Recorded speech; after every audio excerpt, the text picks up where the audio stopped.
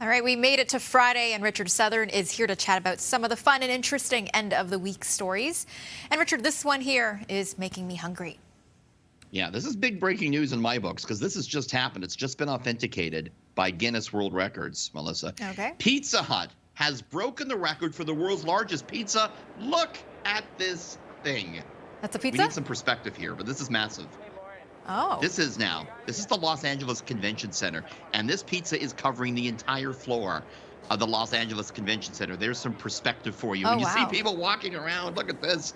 They cut this pizza into 68,000 pieces. This is how they were making it. They couldn't bake it. It's too big. So they kind of put rectangular pieces of dough down. They brought that baking machine over it to bake it where it sort of stood. 13,000 pounds of dough was used, 4,900 pounds of sauce, more than 630,000 individual pieces of pepperoni. This was 14,000 square feet when it was all said and done. They were doing this, Pizza Hut, to promote the fact that they're bringing back a pizza that you and I may remember from our youth, the Big New Yorker. I don't know if you remember that thing. No. Anyways, okay. You know, real pizza aficionados will know the Big New Yorker. Okay. It's not coming back to Canada, though. But nonetheless, we can still look in awe at that gigantic pizza. I bet it smelled really good in there, too. We need some garlic sauce Yes. in the Los Angeles Convention Center. Yes, that's a great idea.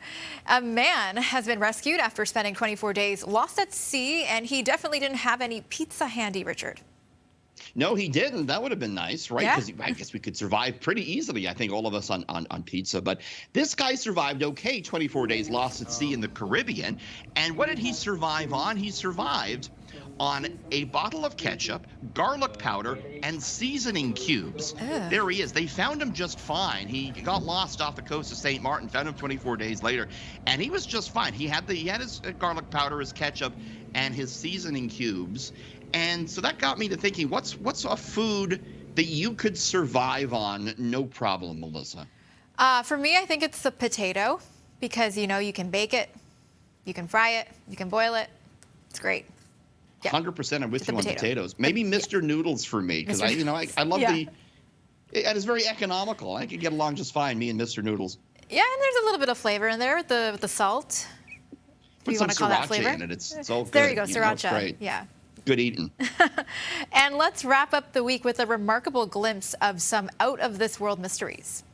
Yeah, something to make us feel a little insignificant, make our problems at the end of the week maybe feel insignificant. I'm going to show you a picture that has 3.3 billion celestial objects. We are looking at 3.3 billion objects. This is a picture taken by the Dark Energy camera located in Chile. It took 2 years and like hundreds of thousands of exposures to get this picture. It shows our Milky Way galaxy, brimming with hundreds of billions of stars, dark matter pillars, dust and gas, and gleaming stellar nurseries where stars are born.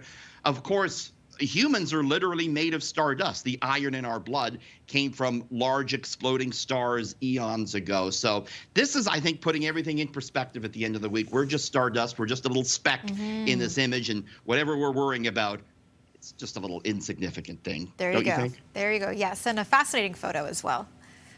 Well, thanks Now so pass much. the pizza. Time for pizza. Yes. Well, thanks so much, Richard, and we'll talk to you again on Monday. See you Monday.